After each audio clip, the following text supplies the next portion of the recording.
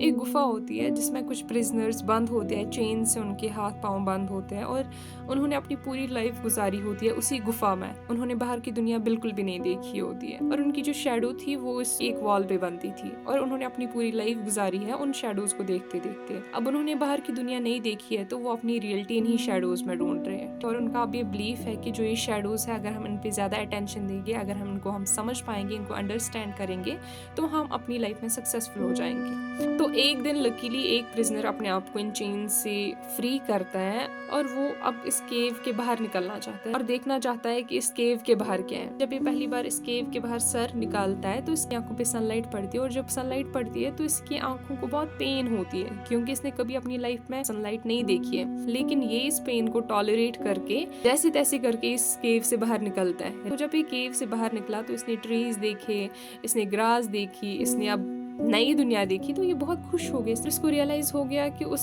अंधेरी की दुनिया से बाहर भी बहुत चीजें थी जो हमने कभी लाइफ में सोची नहीं थी, इसके अलावा और भी कुछ हो सकता है। लेकिन उसने सोचा मैं अकेले ये नई चीजें क्यों समझूं, मैंने अपनी पूरी लाइफ गुजारी है उन लोगों के साथ जो बाकी प्रिजनर्स थे, तो मैं उनके साथ भी ये चीज शेयर करूंगा और उनको भी उस अंधेरे से बाहर निकालूंगा और उनको दिखाऊंगा कि there is something more than those phantoms जो वो देख रहे थे, वो शैडोज देख रहे थे। तो अब ये वापस जब आता है कि मैं और उन बाकी लोगों को बोलता है कि आप भी बाहर निकलो और देखो बाहर की दुनिया ऐसी है, इस अंधेरे से बाहर निकलो।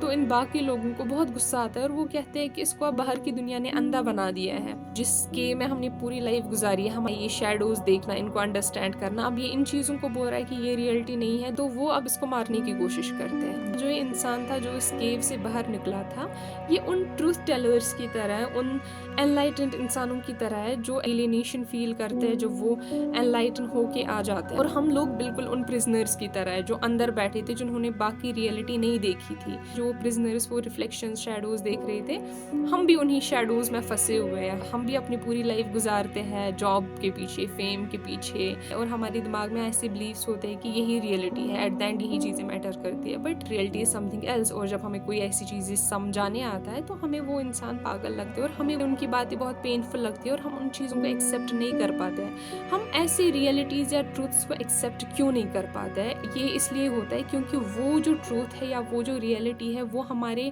पास्ट की मानी हुई चीजों को गलत प्रूव करते हैं, which can be very very painful for our mind. ये जो हमारी लाइफ में अपने फैंटम्स होते हैं, जॉब के पीछे, घर बनाना, परफेक्ट पार्टनर, परफेक्ट मैरिज, ये हमारे सराउंडिंग्स ने, हमारे कल्चर ने, सोसाइटी ने, लोगों ने प्रोजेक्ट किया है हमारे माइंड्स पे। ये हमारा माइंड जो है ये उस केव के वॉल की तरह है जिसपे इजीली वो रिफ्लेक्शन बन जाती थी और हम उन रिफ्लेक्शंस पे बिलीव करते थे, आंखें बंद करके, बिना ये देखे कि इसके अलावा भी शायद कुछ और है। मोदी चाहिए, मोदी।